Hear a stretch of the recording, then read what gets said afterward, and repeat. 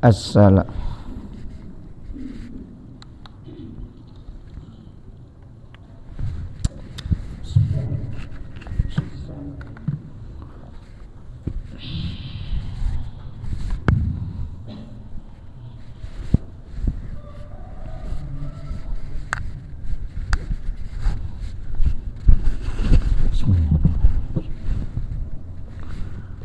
Assalamualaikum warahmatullahi wabarakatuh. Alhamdulillahi rabbil alamin, wabihi nasta'inu ala umurid dunya waddin.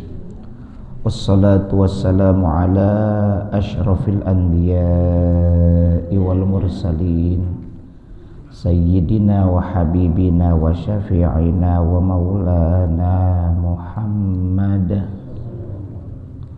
wa ala alihi wa sahbihi ajma'in. Amma ba'du. Subhanaka la ilma lana illa ma 'allamtana innaka antal alimul hakim. Rabbi shrah li sadri wa yassir li amri wahlul 'uqdatam min lisani yafqahu qawli. Rabbi zidni ilma warzuqni fahma birahmatika ya arhamar rahimin.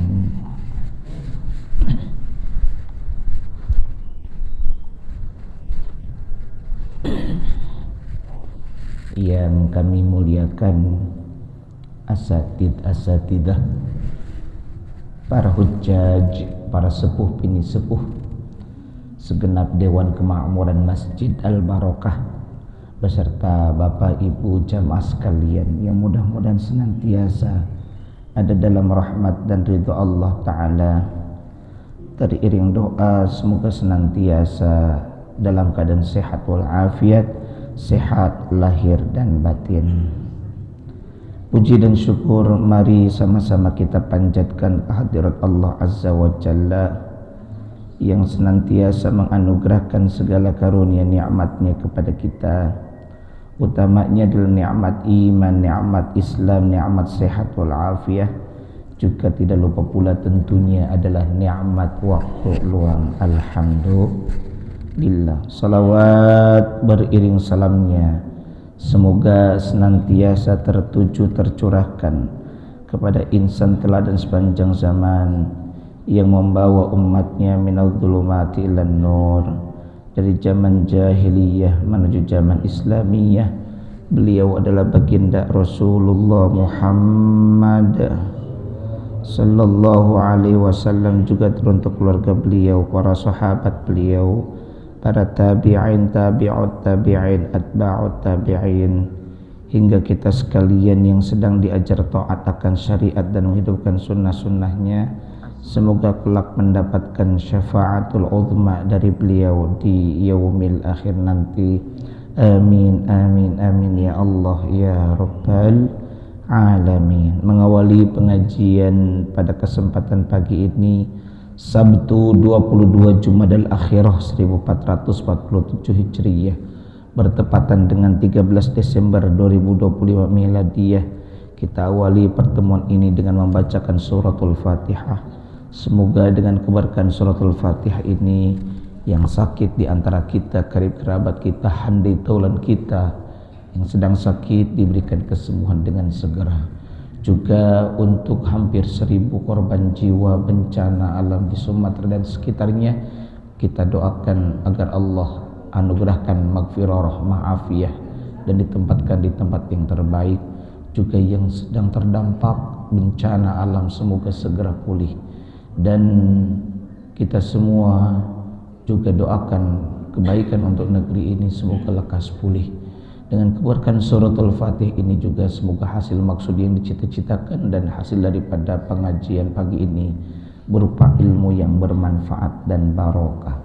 Ala hadhihin niyyah wa ala kulli niyyatin salihah wa ila hadratin nabiyil mustafa Muhammadir Rasulillah sallallahu alaihi wasallam wa ala alihi wa azwajihi wa dhurriyyatihi wa ahli baitihi wa liman dakhala fi baitihil kiram syai'un lillahi lahumul fatihah.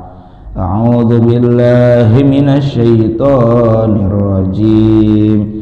Bismillahirrahmanirrahim. Alhamdulillahi rabbil alamin. Ar-Rahmanir Rahim. Malik yaumiddin. Iyyaka na'budu wa iyyaka nasta'in. Ihdinas siratal mustaqim. Siratal ladzina an'amta 'alaihim ghairil maghdubi 'alaihim waladdallin. Rabbighfirli wa liwalidayya amin. Mari kita baca dulu Sayyidul Istighfar. Semoga Allah Ta'ala ampuni segala dosa-dosa kita. Bismillahirrahmanirrahim. Allahumma anta rabbi la ilaha illa anta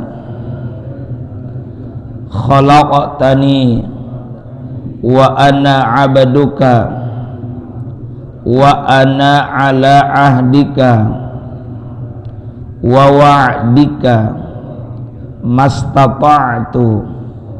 A'udzu bika min syarri ma sana'tu. Abu'u laka bi ni'matika 'alayya wa abu'u bi dzambi faghfirli fa innahu la yaghfiru dzunuba illa anta. Para bapak jamaah sekalian rahimakumullah, kita lanjutkan pengajian kitab Riyadhus Shalihin karya Al-Imam Al-Syekh Al-Imam An-Nawawi Ad-Dimashqi rahimahullah ta'ala, masih membahas babu ta'zimi hurumatil muslimin wa bayani hukukihim wasyafaqati alaihim wa rahmatihim. Babu ini adalah bab ta'zimi, tentang mengagungkan hurumatil muslimina, kehormatan-kehormatan kaum muslimin. Berarti bab ini membahas tentang pentingnya mengagungkan kehormatan setiap seorang muslim, bahwa kita ini masing-masing punya hak untuk dihormati, punya hak untuk dihargai, bukan dalam hal sosial tapi justru dalam hal ibadah juga. Terutama seperti apa yang pernah kita bahas, bagaimana ketika menjadi seorang imam mesti menghargai setiap orang, setiap muslim atau muslimah yang kita pimpin, yang kita imami. Wa bayani hukukihim, dan penjelasan tentang hak-hak mereka, yakni hak-hak kaum muslimin. Kita semua, hebat agama kita, tidak pilih kasih, tidak menak, tidak memilih siapa yang kaya, siapa yang miskin, tidak. Tapi setiap kita sebagai seorang muslim atau muslimah punya hak untuk dijunjung tinggi dan untuk tetap dihormati. wasyafaqati alaihim wa rahmatihim, serta tentang berkasih sayang kepada mereka. Maka bagaimana kita semua tahu baginda Nabi Muhammad sallallahu alaihi wasallam menjadi teladan, memberikan contoh yang baik ketika beliau menjadi imam, atau bahkan beliau menanggapi ketika ada imam yang terlampau lama ketika menjadi imam. Kita masuk ke dalam hadis selanjutnya 229. Ini sedikit ada pengulangan dari hadis yang terakhir kita bahas. Bismillahirrahmanirrahim. Wa an Aisyah radhiyallahu anha, dan diriwayatkan daripada Sayyidah Aisyah radhiyallahu anha, semoga Allah meridhai beliau, amin ya rabbal alamin. Qalat, Aisyah ini berkata, in jika karena keberadaan Rasulullah sallallahu alaihi wa alihi wasallam la yada'ul amala, meninggalkan suatu amal ibadah. Kemarin saya terlalu cepat jadi khawatir tidak sampai kepada poinnya. Jikalau Rasulullah Muhammad sallallahu alaihi wasallam la yada'ul amala, beliau meninggalkan suatu amal ibadah. Yang dimaksud meninggalkan amal di sini ya, menggunakan alif lam, al-amal, berarti khusus. Yang ditinggalkan oleh beliau ini adalah perkara yang sifatnya sunnah, di mana sunnah dalam hal dikerjakan mendapatkan pahala, namun ketika ditinggalkan tidak mendapat dosa, juga tidak mendapat pahala.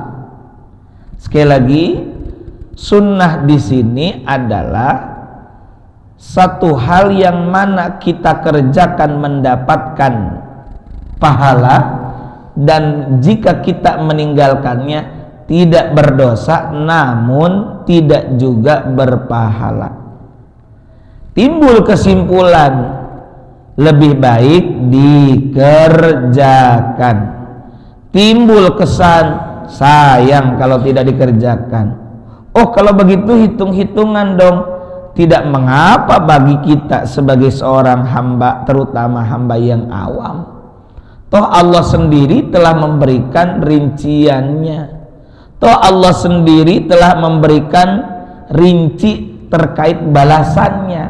Kalau mau ngomong hitung-hitungan, kalau dalam arti hitung-hitungan bahwa sekian dibalas sekian, toh Allah juga beserta Rasulnya menyajikan hal tersebut. Contohnya ada ayat Bismillahirrahmanirrahim, man jaa bil hasanati falahu asyru amsalihha. Sadaqallahul azim wal makna Allahu a'lam bimuradi. Surah Al-An'am ayat 160. Man, siapa orang, jaa, secara bahasa jaa artinya datang ya, kita bisa artikan secara letterlek siapa orang yang mendatangkan, maksudnya yang mengerjakan, bil hasanati, terhadap kebajikan, fa maka lahu, bagi itu si man. Saya sengaja menerjemahkan kata demi kata karena bagi saya bapak ini seakan-akan sedang ngaji sebagai santri, ibu ini sebagai santri nyantri. Jadi belajar kata per kata dalam bahasa Arab terutama dalam Al-Quran maupun dalam hadis, bisa tahu oh man artinya siapa orang, gitu ya. Man siapa orang, jaa yang mendatangkan, jaa yang datang, bil hasanati dengan kebajikan. Kalau dalam tafsir Jalalainnya la ilaha illallah, ya.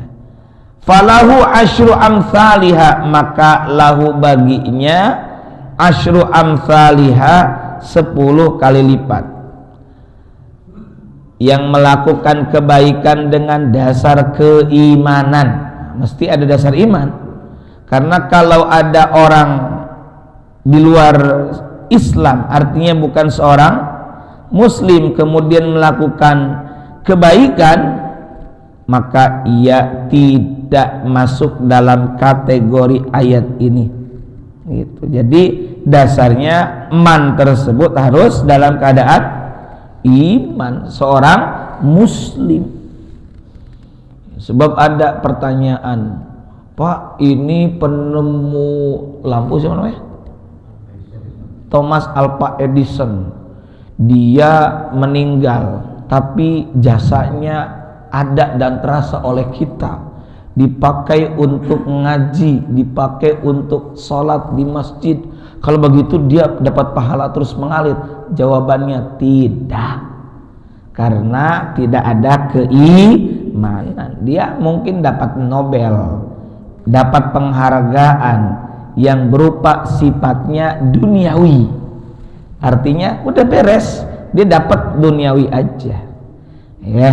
Tapi dalam konteks akhirat, orang yang tidak beriman, kalau dia melakukan kebajikan, dia tidak mendapat balasan akhirat. Nah, yang dimaksud manja bil hasanati di sini emannya orang yang beriman. Maka siapa orang yang melakukan kebajikan satu saja, falahu maka baginya asyru amsalihha, ada 10 kali lipat. Maksudnya 10 balasan kali lipat. Ay jazaa asyra hasanatin, begitu tafsir Jalaliyah, 10 ya. Bahkan Allah juga, ini kalau ngomongin hitung-hitungan, khawatir kita kok hitung-hitungan, emang Allah sendiri memberikan rinciannya dalam surah Al-Baqarah ayat 261. Allah Ta'ala berfirman, Bismillahirrahmanirrahim, mathalul ladzina yunfikuna amwalahum fi sabilillah kamathali habbatin ambatat sab'a sanabila fi kulli sumbulatin mi'atu habbah wallahu yudha'ifu liman yasha. Sadaqallahul azim wal ma'na Allah ala bimuradi. Di situ jelas masalul ladzina, masal permisalan, perumpamaan misal itu. Jadi kalau kita membaca Al-Qur'an ada kata masal, perumpamaan. Ada ayat masaluhum kamadzalil ladzi istauqada naro, perumpamaan. Karena memang di dalam Al-Qur'an cukup banyak ayat-ayat tentang perumpamaan, diumpamakan, dianalogikan supaya kita ini bisa memahami dengan menggunakan akal yang merupakan anugerah dari Allah. Perumpamaan orang-orang yang menginfakkan harta-harta mereka fisabilillah, di jalan Allah, ayat taati, dalam rangka taat kepada Allah, kamatsali habbah, seperti satu bulir. Satu bulir itu naon ya?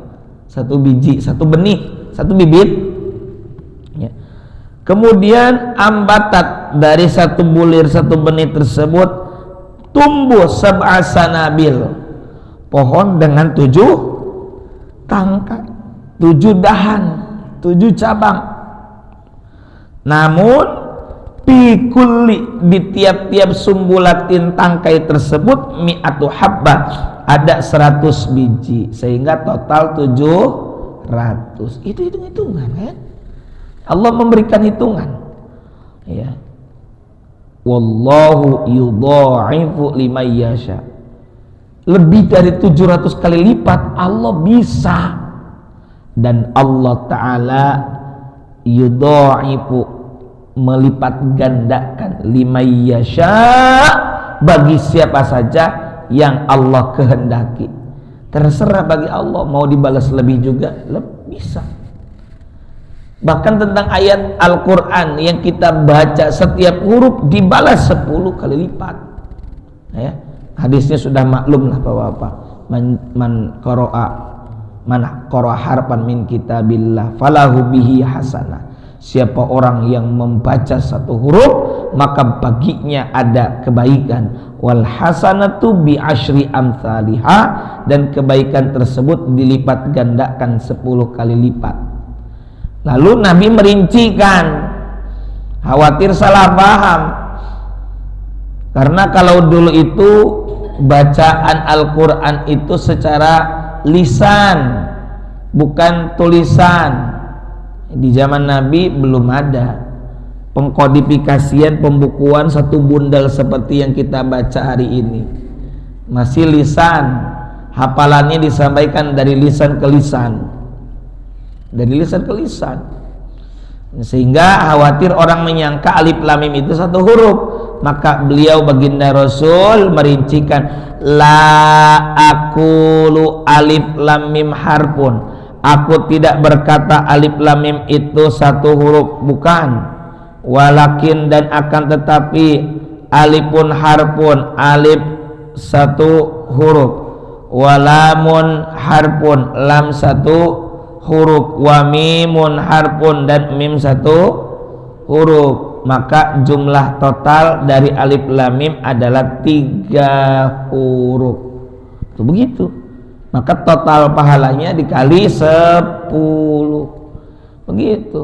Maka tidak mengapa kalau ada kesan mengatakan terhadap sunnah itu dikerjakan dapat pahala, ditinggalkan tidak dapat pahala, tidak dapat dosa. Lebih baik dikerjakan, sayang kalau tidak dikerjakan. Ini tidak mengapa kalau ada ucapan sayang atuh, iya nggak apa-apa. Artinya apa? Ayo lebih baik dikerjakan. Justru ada kalimat dikerjakan dapat pahala, sunnah itu dikerjakan dapat pahala, ditinggalkan tidak apa-apa. Keliru ucapan tersebut.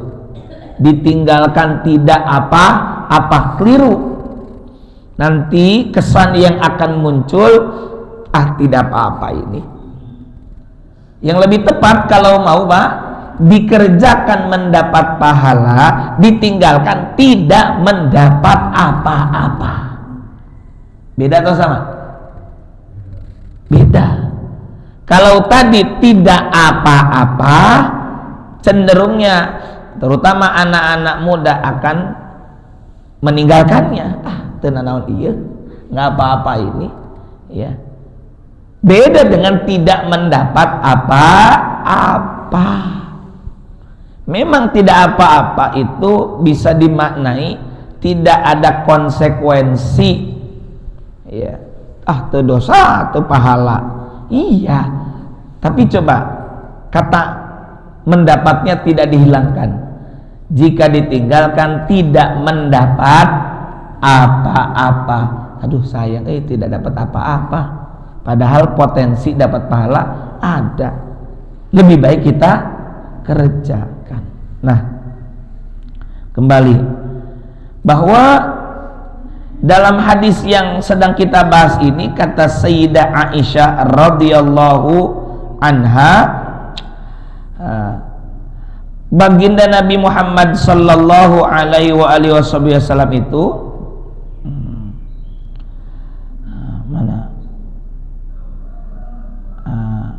in kana Rasulullah sallallahu alaihi wasallam la yada'ul amal, kalau Nabi meninggalkan suatu amal, yang dimaksud adalah amalan sunnah yang tadi kita jelaskan, dikerjakan dapat pahala, ditinggalkan tidak mendapat pahala, tidak mendapat dosa.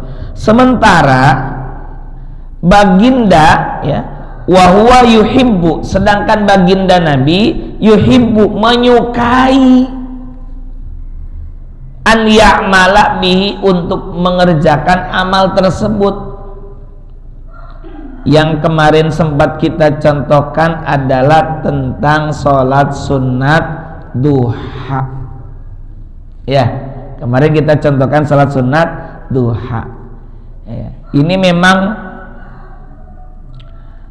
kaitannya dengan sholat sunat duha, sebab ada berbagai pendapat yang bicara tentang pelaksanaan sholat duha yang dicontohkan oleh baginda Rasulullah Muhammad sallallahu alaihi wa alihi wasallam.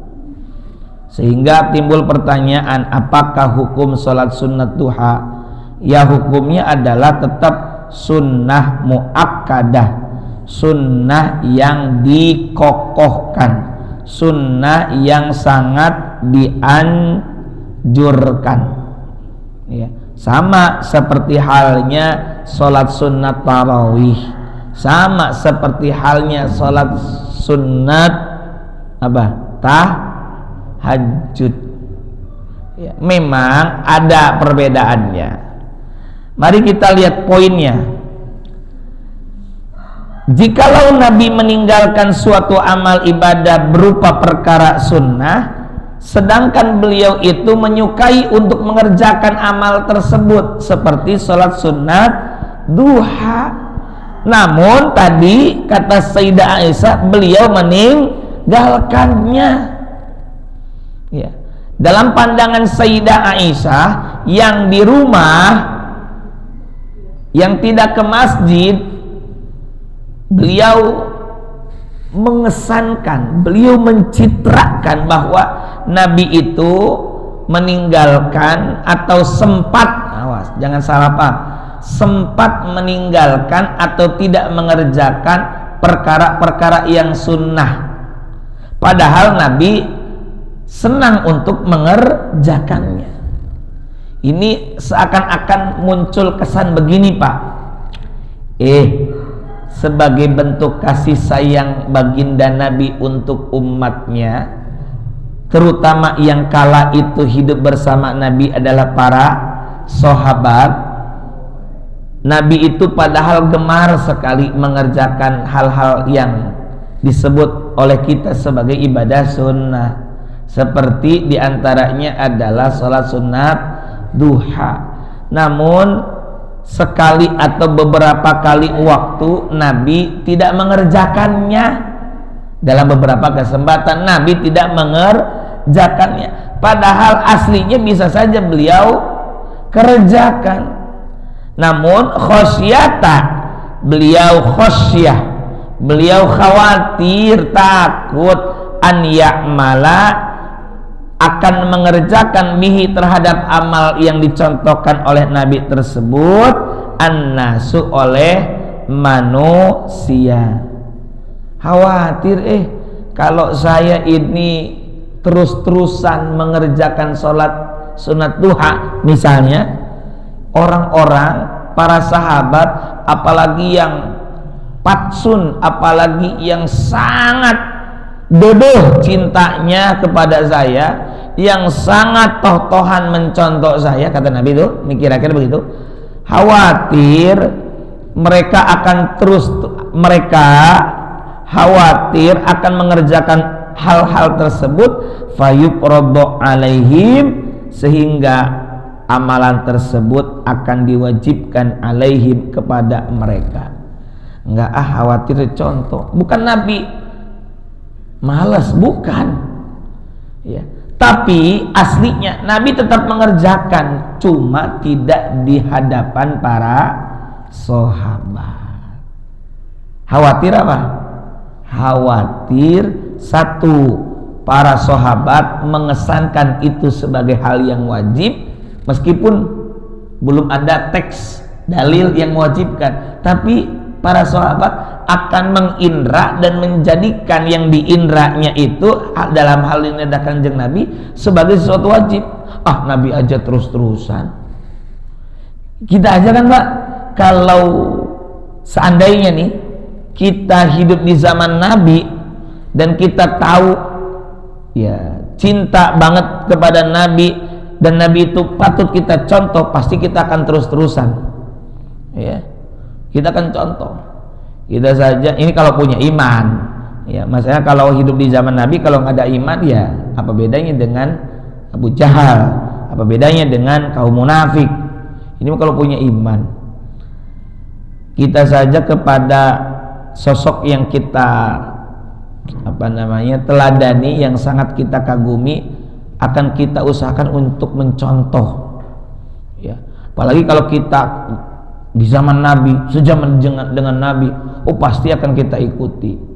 Nah, Nabi itu khawatir, apalagi di kalangan sahabat itu Pak, banyak sekali tanda petik sahabat yang fanatik. Nabi ketika wukuf Arafah di mana tempatnya? Di batu dekat bukit padang Arafah, namanya Jabal Rohmah. Ada itu di situ terus, namanya sahabat, anaknya Umar bin Khattab, namanya Abdullah bin Umar bin Khattab, ya. Maka Abdullah bin Umar bin Khattab itu fanatik banget, ya. Saya nyebut fanatik banget itu saking cintanya kepada Nabi, apa yang dilakukan oleh Nabi asli oleh beliau diduplikasi, ya. Bahkan ketika ada orang sholat, ya, Nabi tidak mencontohkan, tapi kata Nabi kepada orang sholat, Mang, tadi sholat baca apa sampai malaikat mendoakan kamu? Saya baca Allahu Akbar kabira walhamdulillah katsira wa subhanallah inni wajjahtu ila akhir doa, yang kita sebut dengan doa iftitah, ya. Maka kata Abdullah bin Umar, sejak itu aku selalu membaca doa iftitah tersebut di dalam sholat tuh. Nabi cuma bilang begitu doang. Ini dicontoh oleh Abdullah bin Umar bin Khattab. Padahal doa iftitah itu banyak Pak redaksi atau riwayatnya. Ada yang Allahu Akbar kabiro, ada yang inni wajjahtu, ada yang Allahumma ba'id baini dan sebagainya. Silahkan, ya. Nggak baca nggak apa-apa katanya, ya. Tapi kan kita tahu itu sunnah, dikerjakan dapat pahala, ditinggalkan tidak mendapat apa-apa. Lebih baik dikerjakan, dibaca. Itu Nabi itu khawatir kalau terus-terusan dilakukan, khawatir ulama dari kalangan sahabat, ulama dari kalangan tabi'in, tabi'un tabi'in, para mujtahid akan memahami, ini mah fardu nih, karena Nabi tidak pernah meninggalkan, ya. Khawatir begitu. Sunnah dalam sholat saja ada sunnah hayat, ada sunnah ab'ad.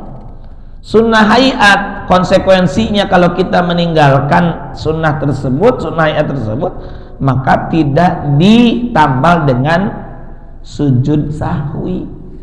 Beda halnya dengan sunnah ab'ad, seperti membaca kunut dalam sholat subuh. Bahkan riwayat Anas bin Malik meriwayatkan Nabi itu membaca doa kunut dalam salat subuh di rakaat kedua sampai beliau tutup usia. Itulah yang kemudian kita jadikan landasan, dalil kenapa terus-terusan baca doa kunut. Ada lagi pendapat lain yang tidak kunut subuh.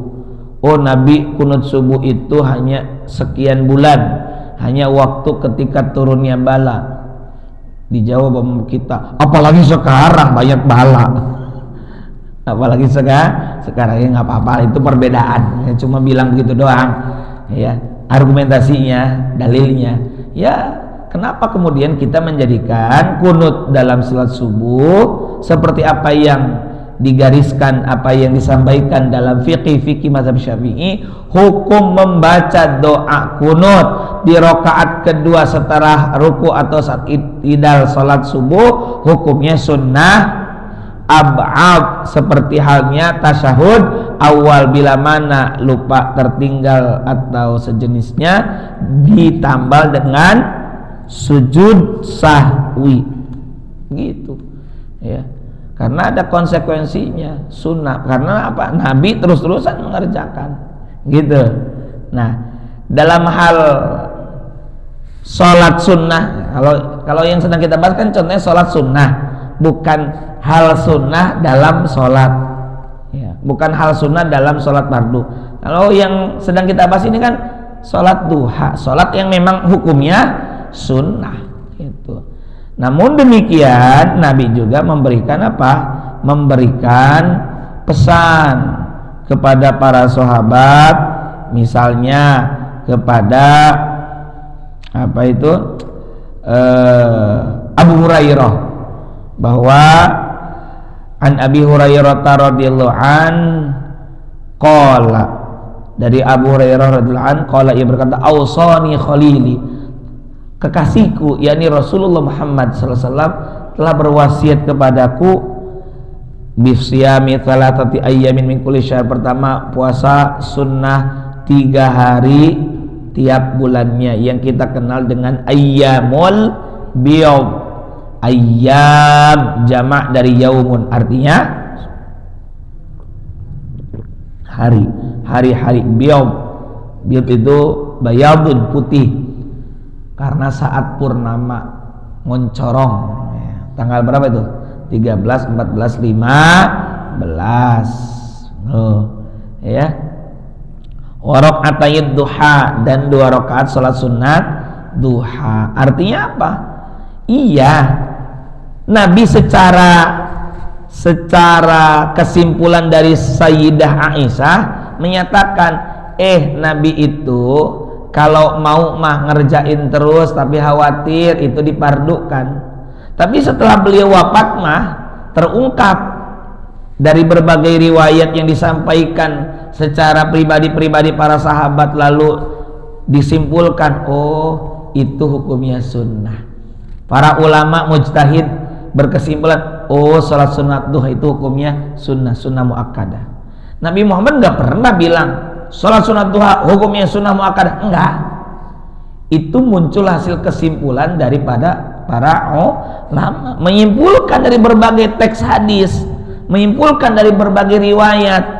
Setelah dikumpulkan ibarat puzzle, oh Nabi itu berkenaan dengan sholat sunat itu hukumnya sunnah. Lalu sunnah apa? Oh sunnah muakkadah, karena ada riwayat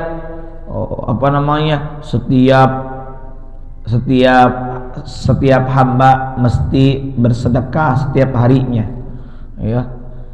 Kemudian ada lagi riwayat setiap sendi daripada manusia mesti dikeluarkan sedekahnya ya. Dan itu semua bisa dilakukan dengan 2 rakaat salat sunat duha. Itu sisi keutamaan ya. Ada lagi Abu Hurairah mendapatkan wasiat itu tadi, wa raka'atayid duha, untuk mendirikan salat sunat duha, wa an utira qabla an arakuda, dan agar aku witir sebelum aku tidur ya.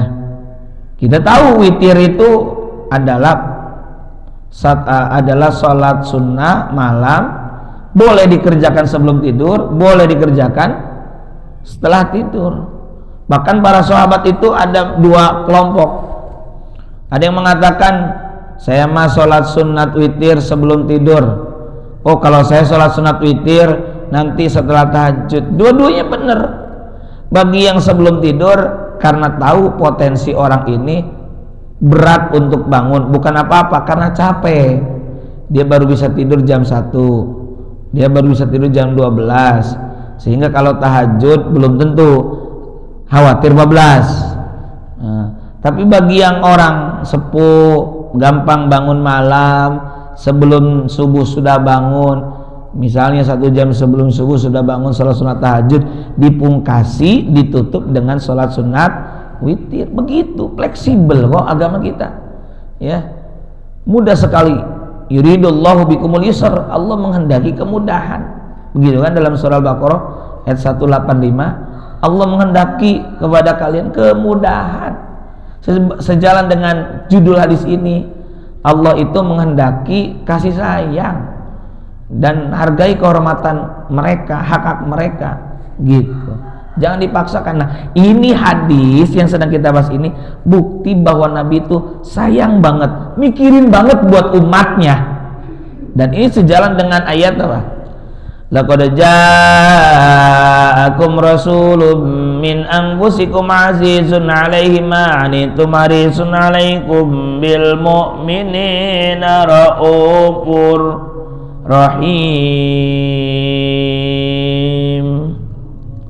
Sadaqallahul azim wal makna Allahu a'lam bimuradi. Laqad sungguh ja'akum telah datang kepada kamu sekalian rasulun seorang rasul min anfusikum dari kaummu sendiri. Anfus jiwa, diri, dari kalangan diri kalian. Satu, maksudnya dari kalangan manusia, bukan jin. Utusan itu yang kamu teladani itu bukan jin, bukan malaikat. Berarti dari kalanganmu, berarti dari manusia. Min anfusikum juga kala itu karena turunnya di Arab, dari kalangan kalian, dari kelompok kalian. Ya, artinya mudah menyampaikan, dan bahasa Arab kita bisa pahami kalau mau belajar. Di mana utusan tersebut azizun alaihi ma'anittum, berat terasa olehnya penderitaan yang kamu alami. Pak, Nabi itu sangat mikirin kita. Ya, buktinya ini tadi hadis yang kita bahas ini, dipikirkan gitu. Aduh, gimana biar nggak berat, kasihan umatku kasihan. Bahkan tentang sholat yang Allah wajibkan melalui Isra Mi'raj 50, Pak. Tong borok 50 waktu ge aya kedul nah ya, daek sholat ke uyuhan ku berjamaah, ieu mah keur mah akhir teu berjamaah deui, teu di masjid deui, sorangan deui, mentang-mentang gak kalian Allahu Akbar. Beres salat enggak wirid. Beda dengan ada orang mah Allahu Akbar. Itu saya, itu mah saya, enggak nyalin orang saya, itu mah saya. Mudah-mudahan dapat taufik hidayah gitu mah. Entah sayanya saya ke bapak atau saya ke siapa pokoknya. Ya pokoknya kita introspeksi. Mudah-mudahan dapat taufik hidayah. Harisun alaikum bil mu'minin. Harisun alaikum, harisun sangat menginginkan keimanan, keselamatan. Mikirkan Pak, mikirkan ka umat teh Kangjeng mah pengen banget semuanya itu iman, pengen semua itu selamat. Sampai kata Nabi apa? Kullu ummati yadkhuluna jannah illa man aba. Semua umatku akan masuk surga kecuali yang enggak mau. Nggak mau. Siapa? Yaitu yang nggak mau, tuh yang nggak taat, yang mau ibadah, yang nggak mau ibadah. Geus puguh tah bagi anak kieu jeung kitu, kesenangannya begini begitu. Udah dikasih tahu clothing kebahagiaan, kenikmatan, balasannya, nggak mau. Eta illa man abate nu enggan, yang tidak mau. Bil mu'minina raufur rahim. Nah ini nih, dan terhadap orang-orang mukmin rauf, beliau penyantun, rahim penyayang. Maka satu-satunya kata rahim yang bukan untuk Allah tapi untuk Nabi Muhammad ya ini. Rahim di sini bukan artinya maha penyayang untuk Allah, bukan, tapi Nabi Muhammad. Makanya kalau ada yang baca laqad ja'akum rasulun min anfusikum azizun 'alaihi ma 'anittum harisun 'alaikum bil mu'minina raufur rahim sallallahu alaihi. Eta teh kadinya sallallahu alaihi. Semoga Allah merahmati alaihi atasnya, atas rahim di sini. Yang kita maksud rahim di sini bukan Allah tapi baginda Nabi Muhammad sallallahu alaihi wasallam. Begitu. Nah, jadi itu bukti kasih sayang. Bahkan Bapak pernah mendengar hadis tentang tarawih, ya. Ini Sahih Bukhari nomor 1061. Ya. An Aisyah ummul mukminin radhiyallahu anha, diriwayatkan dari Sayyidah Aisyah ummul mukminin. Gelarnya ummul mukminin, secara bahasa ummu, ibu mukminin, orang beriman, padahal beliau tidak punya anak. Maksudnya indung orang sarerea, gitu ya. Seperti bapak aing, padahal lain bapak orang dah asli nama. Ya bapak kita semua, begitu aja bahasa itu mah. Anak bahwasanya Rasulullah sallallahu alaihi wasallam sholat, beliau pernah sholat zata lailatin, pada satu malam, fil masjidi, di masjid. Ya, banyak riwayat menyebutkan ini adalah di malam-malam Ramadan. Fasalla lantas beliau sholat, bisolatihi dengan sholatnya. Fasalla lantas sholat. Fa'ilnya belum ada nih, ntar. Fasalla maka sholat, bisolatihi dengan sholatnya baginda Nabi. Siapa? Nasun, orang-orang. Umum ini, umum. Nakiroh. Orang-orang pada ikut sholat di belakang baginda Nabi. Ini bukan sholat fardu, sholat sunnah di malam hari, sholat di malam hari. Ya, ini di malam Ramadan yang kemudian kita simpulkan ini adalah sholat sunat tarawih. Thumma kemudian sholat, beliau sholat minal qabilati di hari berikutnya. Qobala itu kan depan. Ya, kiblat itu arah depan. Kublah mencium kening. Nah, kublah. Gitu. Jadi ngerti kan dikit-dikit. Ya. Jadi jangan malas dengerin penjelasan perkata ini karena ini penting. Nanti Bapak akan tahu, oh ini artinya ini, itu artinya itu. Nah, summa kemudian sholat minal qabilati daripada hari berikutnya. Ya, ini katakanlah hari kedua atau hari ketiga. Pakathuro apa kathir? Banyak. Annasu orang. Kalau kemarin mah umum, nah ini udah mulai tertentu nih. Pakathuro maka banyak annasu orang-orang. Artinya apa? Banyak orang ikut lagi. Kemarin sholat bersama kanjeng Nabi ramai. Ini besok kita sholat lagi yuk gitu. Tsumma ijtama'u kemudian berkumpul orang-orang minal lailatil tsalitsati awir rabiati daripada hari ketiga atau daripada malam ketiga atau malam keempat. Falam yakhruj maka tidak keluar ilaihim kepada orang-orang itu siapa? Rasulullah SAW baginda Rasul. Nyepan Masjidin Nabawi teh caket Pak sareng bumi. Nah, aduh itu jelema loba euy, itu banyak orang di luar. Wah, pasti mau ikut sholat lagi nih sama saya. Padahal itu bukan sholat wajib, bukan sholat fardu, cuma sholat sunnah. Nabi nggak keluar di malam ketiga atau malam keempat. Nabi nggak keluar. Falamma maka tatkala asbaha di waktu pagi, waktu subuh kayak sekarang nih. Qala kata baginda Nabi, qad sungguh ra'aitu aku melihat. Kata siapa? Baginda Nabi. Ra'aitu bimakna alimtu. Aku melihat, aku mengetahui alladzi yang sonatum kalian kerjakan.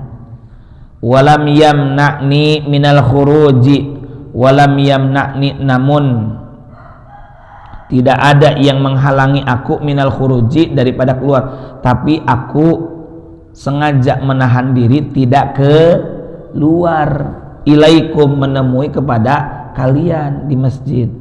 Kenapa? Illa kecuali kenapa aku melakukan hal tersebut?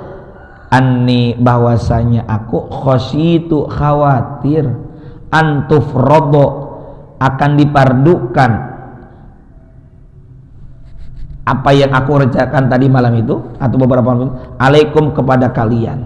Wadzalika kata Sayyidah Aisyah itu kejadian fi Ramadana pada bulan Ramadan.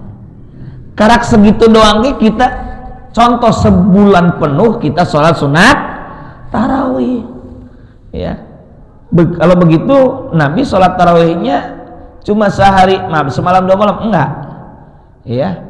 Bisa jadi beliau juga mengerjakan di rumah. Di zamannya Sayyidina Umar bin Khattab bersama Ubay bin Ka'ab itu melihat di masjid setelah baginda Nabi wafat, ini orang sholat apa sih kok berkoloni-koloni, jadi itu ada, di sini ada, di sini ada. Sok jadikan satu kelompok saja dipimpin oleh satu imam. Apa kata Sayyidina Umar? Nikmatul bid'ah hadhi. Sebaik-baiknya bid'ah adalah ini. Bid'ah yang mana?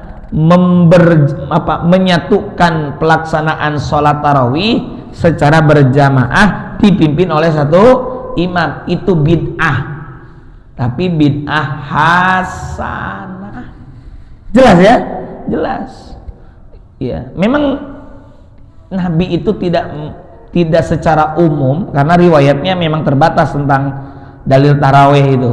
Ya, dalilnya ini saja, bahwa Nabi pernah sholat di malam hari bulan Ramadan, hari malam pertama, malam kedua diikuti oleh jamaah, oleh manusia, oleh sahabat. Namun hari ketiga keempat beliau tidak keluar karena khawatir aja, hampir mirip dengan duha tadi. Cuma kalau ini kan diikuti banget, ketahuan banget loh, wah ini orang-orang pada ngikutin. Nah ini hampir sama. Kenapa Nabi lakukan begitu? Khawatir akan memberatkan. Itu luar biasa, berkenaan dengan judulnya ya. Tadi judulnya kan tentang apa? Tentang kasih sayang. Nabi itu sangat mempertimbangkan, memikirkan umatnya, kita semua ya. Bukan di Arab aja, di sini juga, di berbagai belahan negara, di pikiran. Makanya kita juga ketika itu Nabi urusan ibadah, kita tidak hanya urusan ibadah saja. Tentang urusan ibadah sudah kita bahas tuh, tentang sholat jadi imam ya, atau dalam konteks muamalah, ketika akan memberikan satu kebijakan, dipikir, dipertimbangkan bagaimana ini jamaah, bagaimana ini masyarakat, bagaimana ini umat, bagaimana ini rakyat atau warga, dipikirkan. Ketika kita melakukan itu, sudah melakukan setidaknya dua hal ibadah. Satu, mencontoh Nabi. Dua, meringankan dan memberikan kebaikan untuk umat, seperti apa juga yang dicontoh oleh baginda Rasulullah Muhammad SAW. Ulah kumakarep main itu siapa kayak orang-orang ketua, orang pimpinan, nggak bisa begitu. Harus dipertimbangkan banyak hal. Muttafaqun alaih. Kemudian 230.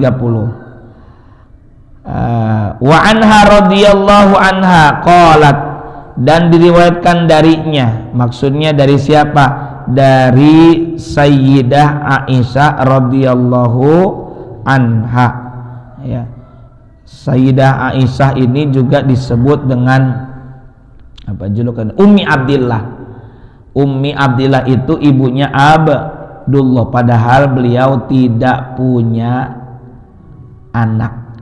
Itu Abdullah itu adalah anak daripada siapa? Masih ingat? Siapa? Asma binti Abu Bakar, gitu. Asma binti Abu Bakar. Asma itu juga sama, salah satu putrinya Abu Bakar As-Siddiq radhiyallahu anha. Nah, qalat, ini Sayyidah Aisyah berkata, naha telah melarang, hum kepada mereka, yakni kepada para sahabat, juga kita kepada kaum muslimin. Siapa yang melarang? An-Nabiyyu, baginda Nabi Muhammad sallallahu alaihi wasallam. Nanti mah ketika saya bilang saya kan nggak di sini kan nggak ada kitabnya. Kalau Bapak bawa handphone bisa searching hadis Riyadhus Shalihin nomor 230 atau 230 akan keluar itu. Nah, baginda Nabi melarang para sahabat dan juga kaum muslimin pada umumnya anil wisoli, untuk mengerjakan puasa wisol. Puasa wisol itu singkatnya nih, nanti kita bahas lebih rinci. Puasa yang tidak berbuka berapa hari gitu ya. Itu dilarang oleh Nabi kepada para sahabat dan kaum muslimin. Nanti kita rincikan lagi hukum haram ini seperti apa. Ya, larangan ini seperti apa? Apakah haram ataukah makruh? Nanti kita rinci. Kenapa baginda Nabi melarang para sahabat dan kaum muslimin pada umumnya mengerjakan puasa wisol? Rahmatan lahum, halnya sebagai rahmat, lahum bagi mereka, bagi sahabat dan kaum muslimin. Faqalu, lantas mereka para sahabat bertanya, innaka tuwasilu, innaka, bukankah bahwasanya anda juga tuwasilu Anda ya Rasul juga mengerjakan puasa wisol. Jadi Nabi juga puasa wisol. Ya. Apa kata baginda Nabi? Qala, ini sesungguhnya aku lastu kahayatikum. Sesungguhnya keadaanku tidak seperti kalian. Inni abitu yut'imuni rabbi wa yaskini.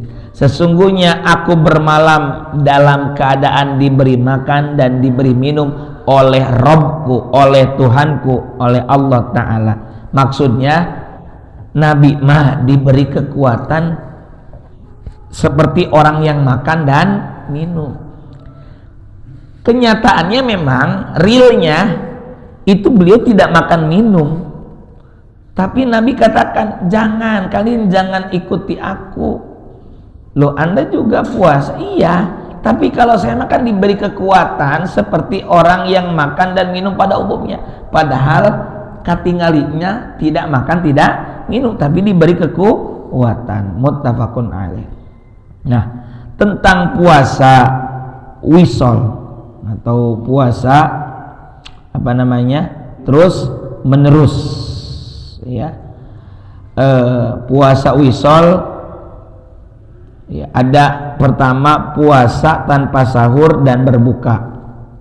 Ada yang begitu. Jadi 2 hari atau lebih berturut-turut tidak makan apapun, tidak minum apapun.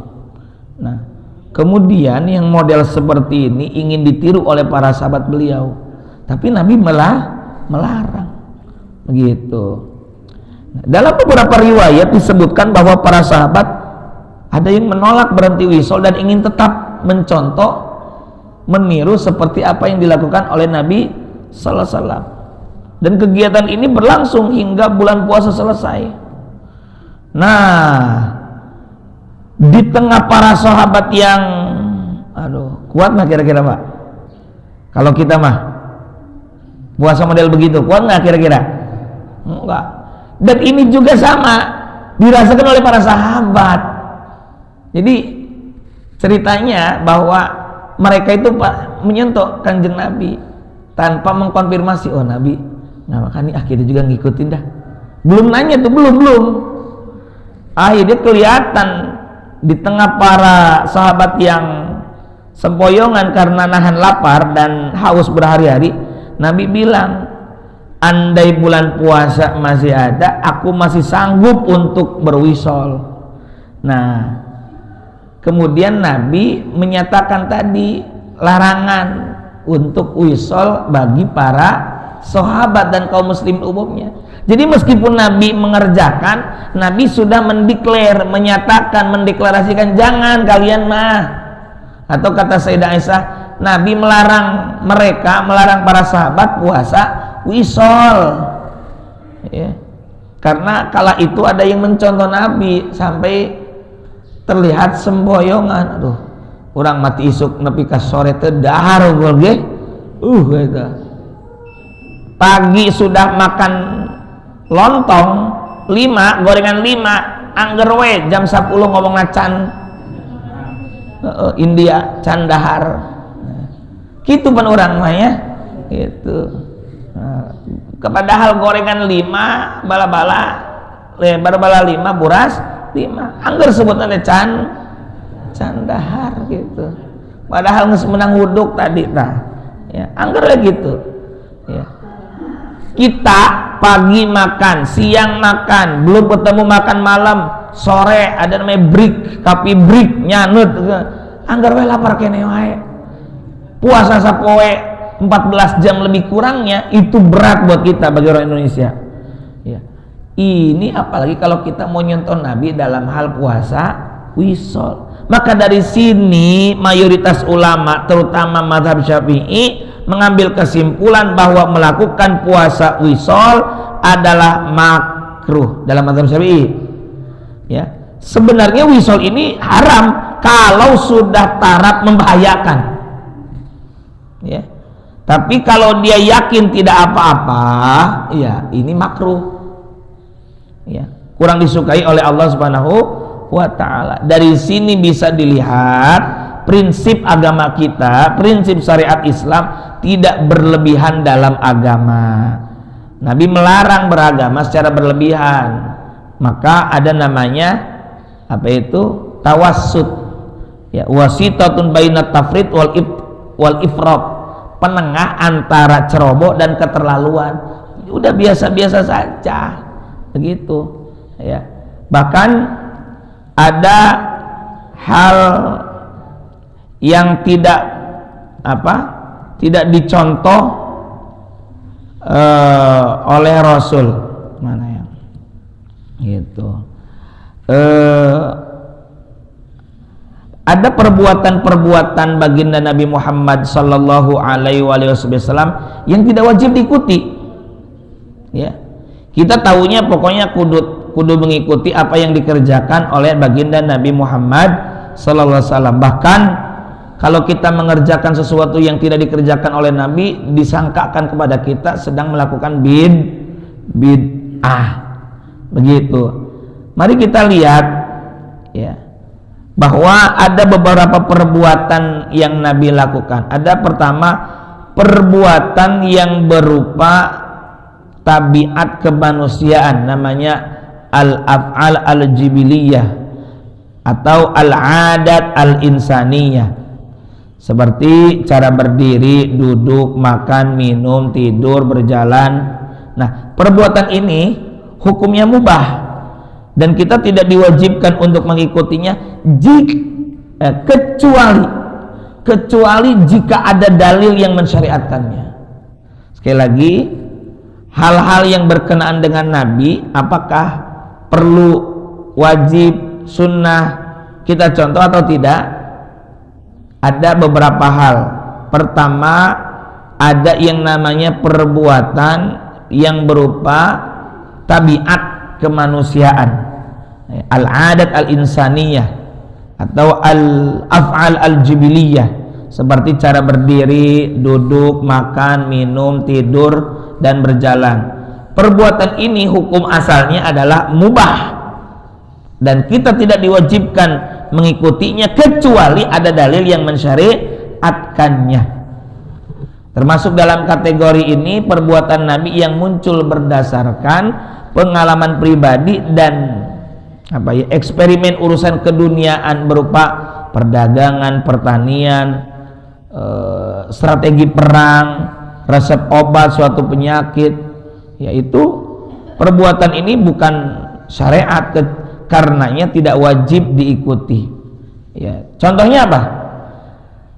Di zaman Nabi ini, contohnya Nabi sallallahu alaihi wasallam pernah melarang penduduk Madinah untuk tidak mengawinkan pohon kurma. Akibatnya pohon kurma dimaksud mengalami gagal panen. Sehingga apa kata Rasul? Antum a'lamu bi umuri dunyakum. Wis, kalau gitu kamu lebih tahu urusan duniamu. Artinya apa? Ya, dalam hal ini ada hal sifatnya duniawi yang boleh saja kita tidak sejalan selama itu tidak bertolak belakang dengan syariat. Gitu. Jadi ada yang sifatnya mubah sampai kemudian ada dalilnya. Gitu. Contoh, bapak ibu bikin bubur, dalilnya mana ya? Nggak usah, udah mubah, udah kerjakan aja. Mun yang dapat pahala ya udah niatkan bikin bubur, ntar Sabtu depan bagikan buat pengajian, itu ada kena pahala gitu. Yang kedua, ada perbuatan yang dikhususkan bagi Nabi, seperti yang kita ini bahas, menyambung puasa, namanya wisol. Wajibnya sholat duha untuk Nabi loh ya, witir, tahajud, sampai Nabi itu kodok sholat sunat tahajud itu buat Nabi ya, wajibkan diri sendiri beliau gitu. Termasuk nih, maaf, bolehnya menikah lebih dari 4 istri. Nah, itu buat Nabi kalau lebih dari 4 ya. Di Al-Quran cuma boleh sampai 4, tapi jangan fokus ke 4-nya. Lihat ujungnya, fa in khiftum an alla ta'dilu fawahidah. Itu poinnya. dan yang coba dihadirkan oleh syariat ya supaya ada keadilan begitu. Ya silakan kalau bisa mah, kalau bisa gitu ya, kalau bisa kuat menerima piring terbang ya silakan gitu, ya, silakan gitu ya. Yang ketiga ada lagi perbuatan yang tidak termasuk dalam kedua kategori tadi, tapi tujuan untuk menyampaikan syariat Islam. Perbuatan model ini ada dua.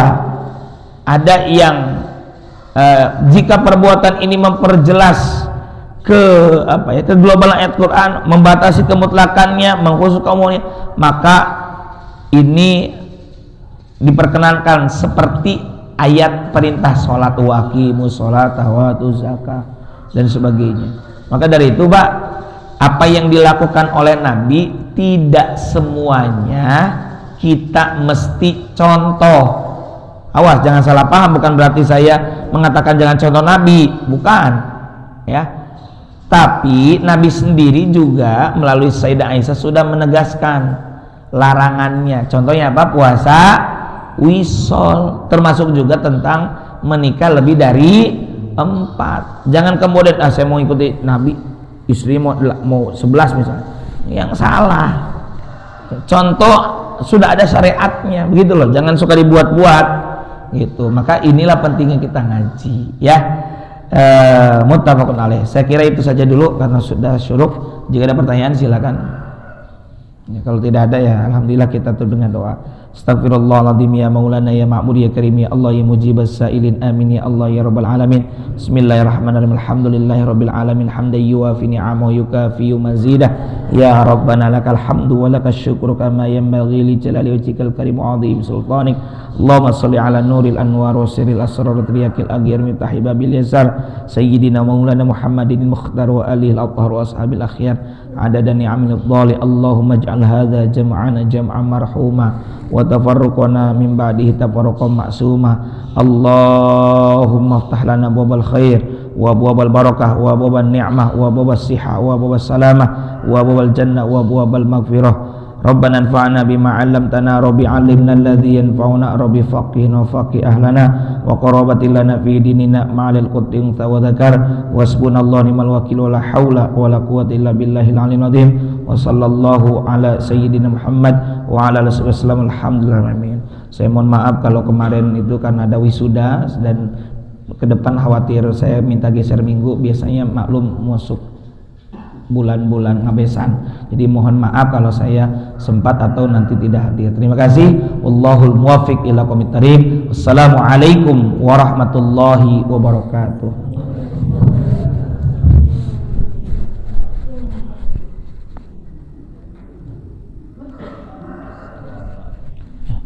Ada